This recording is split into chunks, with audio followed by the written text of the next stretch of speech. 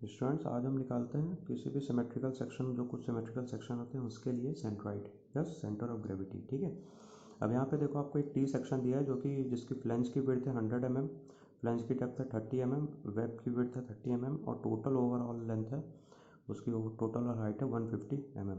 तो इसको मेरे को कैलकुलेट करना है, इसका मुझे सेंट्रॉइड या सेंटर ऑफ ग्रेविटी निकालना है। ठीक है, तो सबसे पहले मुझे क्या करना है, सबसे पहले मुझे इन दोनों एरिया को, क्योंकि मुझे पता है कि मेरे पास एक रेक्टेंगल है, अगर रेक्टेंगल है तो रेक्टेंगल का मुझे सी जी पता होता है।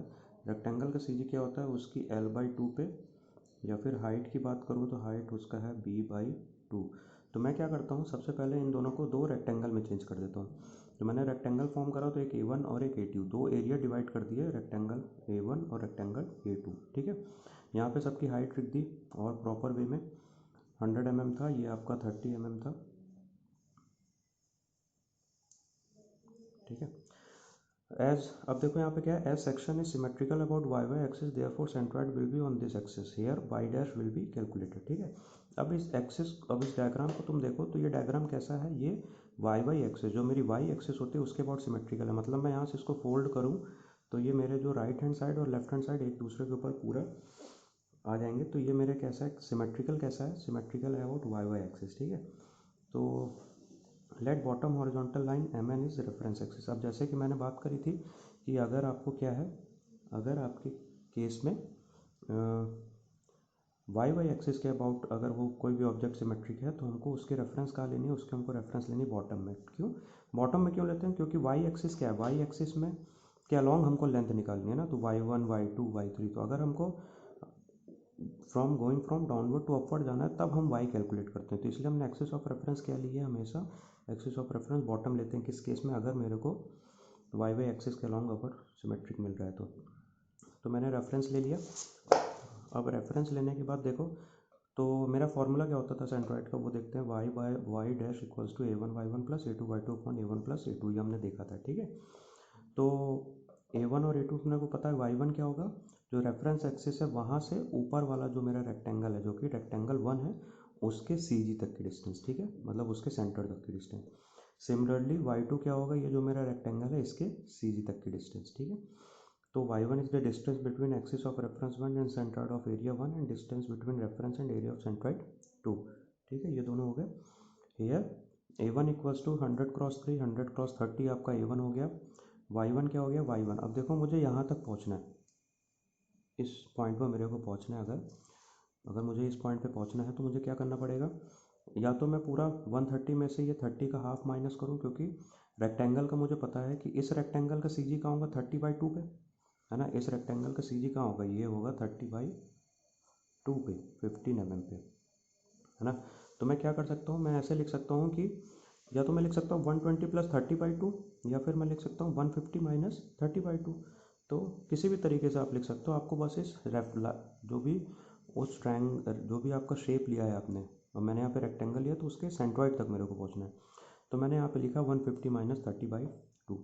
A2 भी हो जाएगा आपका, A2 जो आपका नीचे की वेब थी उसकी थी आपकी हाइट 120 और विड्थ थी 30, एरिया आ गया। और y2 क्या आ जाएगा, y2 आ जाएगा, अब यहाँ से सीधे मुझे कहाँ पहुँचना है, इसके हाफ पे, तो ये मेरा क्या हो जाएगा, y2 विल भी हो जाएगा 120/2।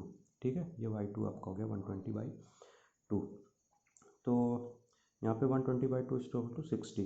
तो अब मैं इससे y बार निकालता हूँ तो क्या हो जाएगा, y bar will B 3000 cross 135 plus 36 cross 60 upon 3000 plus 36। तो यहाँ से y आ जाएगा मेरे को 94.11 mm। तो अगर मैं 94.1 mm को यहाँ पे कहीं रिप्रेजेंट करूँ तो 94.1 mm कहाँ आएगा, 94.1 mm आएगा विल बी, ये जो मेरा सेंटर था 30, इसके ऊपर यहाँ कहीं आएगा आपका, ये आ जाएगा आपका y bar will be equals to 94.1 mm।